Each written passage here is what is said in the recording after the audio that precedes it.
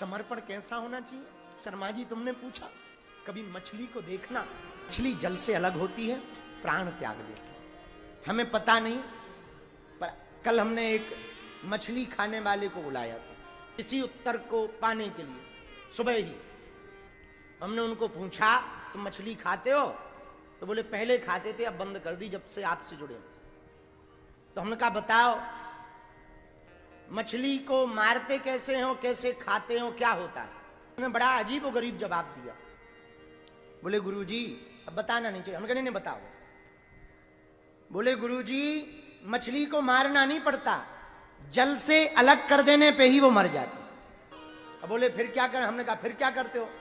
बोले साफ आप करते हैं, कोई कांटा बांटा होता है। बोले तो बोले कांटा निकाल दिया, साफ कर दिया, बनाते हैं और बोले खा जाते। हम कहा फिर क्या होता है? और उन्होंने स्वादवाद की चर्चा की, वो तो हमें अच्छी नहीं लगी, पर एक बात जो हमें अच्छी लगी वो कहना चाहे। मछली खाने वाला व्यक्ति बता रहा था कि खाने के बाद प्यास बहुत लगती, उसका कहना है। हम कहा क्यों? बोले पता नहीं ऐसा गुण है मछली में कि खाने के बाद प्यास बहुत लगती। तब हमें एक बात याद आई। हम कहा बताओ मछली मरने के बाद, खप जाने के बाद भी अपने प्रेमी को नहीं छोड़ती है, अपने प्रेमी को नहीं छोड़ती।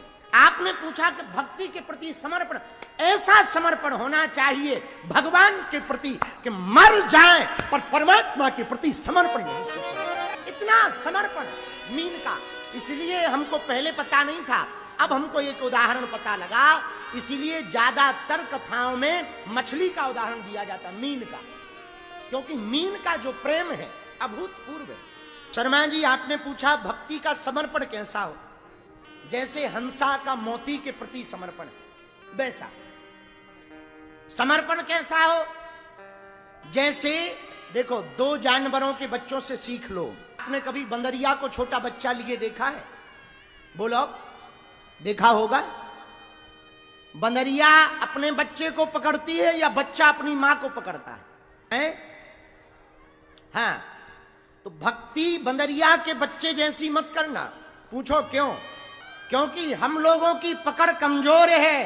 तो जब भी गुरुजी के सामने, कोई सिद्ध महापुरुष के सामने या भगवान के सामने जाना, तो ये मत कहना कि हमने आपको पकड़ लिया। नहीं, आप बंदरिया का बच्चा बन जाओगे, क्योंकि बंदरिया के बच्चे को मां को पकड़ना पड़ता है। बिल्ली का बच्चा मां को नहीं पकड़ता है, मां को बच्चे को पकड़ना पड़ता है।